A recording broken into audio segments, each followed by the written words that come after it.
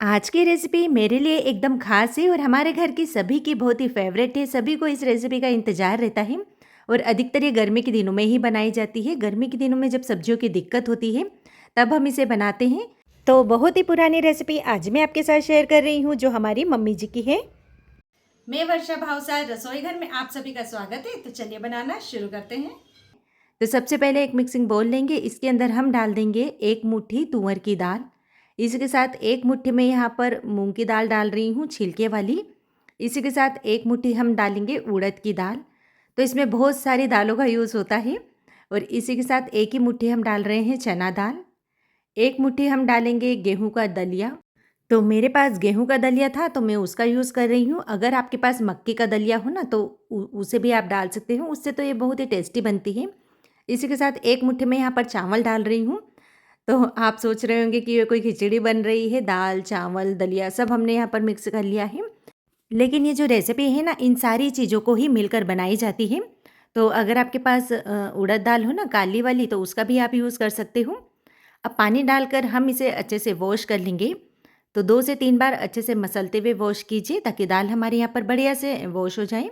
देखिए दाल को मैंने अच्छे से धो लिया है और अब हम इसमें थोड़ा पानी और डाल देंगे और पानी डालकर इसे कवर कर देंगे 5 से 7 मिनट के लिए ताकि दाल थोड़ी सी भीग जाए और जब हम इसमें विसल लगाएं ना तो दाल हमारी अच्छे से पक भी जाए।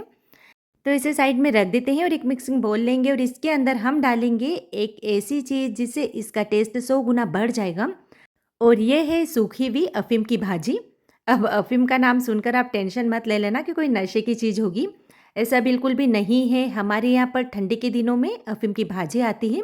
बस उसको ही हम सुखा लेते हैं और गर्मी में उसका यूज़ करते हैं तो बहुत ही टेस्टी इससे हमारी ये रेसिपी बनती है। क्या आपके यहाँ भी अफ़ीम की भाजी मिलती है या फिर कभी आपने खाई है? मुझे कमेंट कर कर ज़रूर से बताइए। और अगर नहीं खाई है तो आजकल मार्केट में तो ईज़िली मिल रही है। और वैसे अगर आपके पास ये नहीं है तो फिर आप सूखी हुई मेथी का भी यूज़ कर सकते हो। तो मेथी को भी इसी तरह से हम ठंडी के दिनों में सुखा देते हैं। और अगर मेथी भी नहीं है तो जो मार्केट में कसूरी मेथी का पैकेट मिलता है ना उसका भी आप यूज़ कर सकते हो। तो बस इसे पानी डालकर अच्छे से मिक्स कर कर भीगने के लिए छोड़ देते हैं। चलिए आगे की प्रोसेस देख लेते हैं। अब हम यहाँ पर एक प्रेशर कुकर लेंगे और कुकर में ये सारे दाल, चावल, दलिया वगैरह डाल देंगे क्योंकि अभी हमें यहाँ पर इन सारी चीज़ों को पकाना होगा। लेकिन इसके पहले हम यहाँ पर कुछ मसाले डाल देते हैं।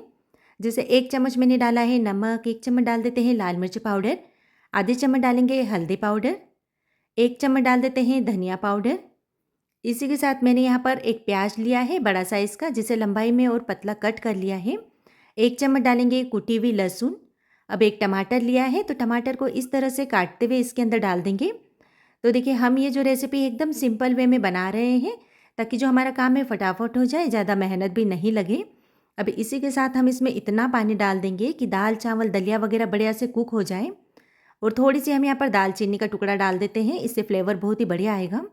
अब गैस चालू कर कर प्रेशर कुकर गैस पर रख देते हैं और 4 सीटी लगा लेंगे या फिर इतनी सीटी लगा लें कि सारी चीज़ें अच्छे से पक जाएं।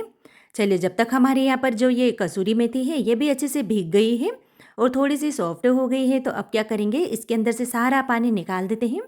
तो हाथों से अच्छे से निचोड़ते हुए इसमें से सारा पानी को अलग कर लीजिए। और जो इसका पानी है वो किसी काम का नहीं है, इसका यूज़ हमें किसी भी रेसिपी में नहीं करना है। तो बस इसे हटा देते हैं और प्रेशर कुकर को चेक कर लेते हैं क्योंकि इसमें मैंने 5 सीटी ले ली है। दाल हमारे यहाँ पर बढ़िया से पक गई है। ये देखिए बिल्कुल इस तरह से, यानी इस तरह से पकाना है कि सारा दाना खड़ा भी रहे और दाल बढ़िया से पक भी जाए। और जो ये टमाटर है ना इसके ऊपर का छिलके को अलग कर लेते हैं। तो बस टमाटर को यहाँ पर इस तरह से मैश कर लेंगे। तो सारी दाल को मैश नहीं करें, सारी दाल हमें यहाँ पर साबुत ही चाहिए। और इसी के साथ इसमें जो ये दालचीनी का टुकड़ा दिख रहा है इसे भी हटा देते हैं क्योंकि इसका भी सारा फ्लेवर दाल में आ गया है। और अब हम इसमें डाल देंगे गर्म पानी और इसी के साथ जो हमने यहाँ पर अफीम की सूखी भाजी को भिगो रखा था ना ये भी इसके अंदर डाल देंगे और डालकर इन सारी चीज़ों को एक बार अच्छे से मिक्स कर लेंगे। तो ये देखिए बिल्कुल इस तरह से। और अब हम इसमें लगाएंगे तड़का। तो तड़का पैन में मैंने 1 बड़ा चम्मच तेल को अच्छे से गर्म कर लिया है। इसके अंदर डालेंगे आधी चम्मच राई। राई चटक जाने पे आधी चम्मच जीरा डाल देते हैं और 10 से 15 मैंने यहाँ पर लहसुन की कलियाँ ली है जिसे बिल्कुल बारीक बारीक कट कर लिया है।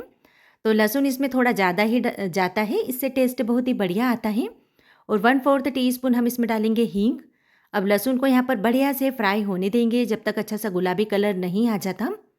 और जब लहसुन फ्राई हो जाती है इसके बाद हम इसमें डालेंगे 2 हरी मिर्च। इसी के साथ मैं 3 से 4 यहाँ पर सूखी हुई लाल मिर्च भी डाल देती हूँ। और जब ये सारी चीज़ें अच्छे से फ्राई हो जाएगी इसके बाद हम इसमें डालेंगे 1 चम्मच काश्मीरी लाल मिर्च पाउडर। इससे तड़के का कलर बहुत ही बढ़िया आएगा। और इसे भी हम अच्छे से फ्राई कर लेते हैं, पहले मिक्स कर लेते हैं।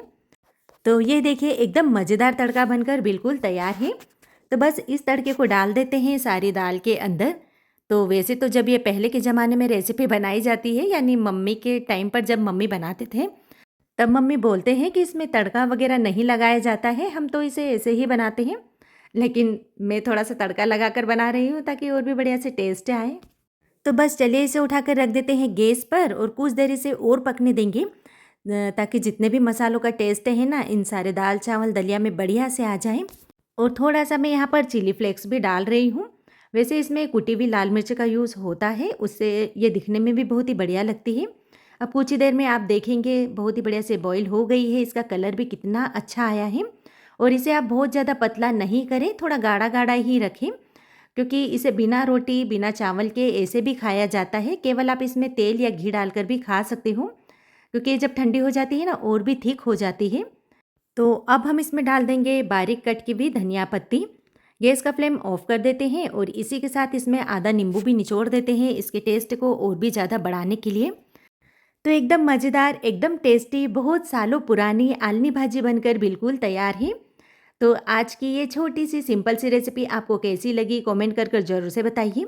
और अगर रेसिपी पसंद आ रही है तो अपने फ्रेंड्स एंड फैमिली ग्रुप में शेयर करना बिल्कुल ना भूलें। मिलते हैं एक नई रेसिपी के साथ।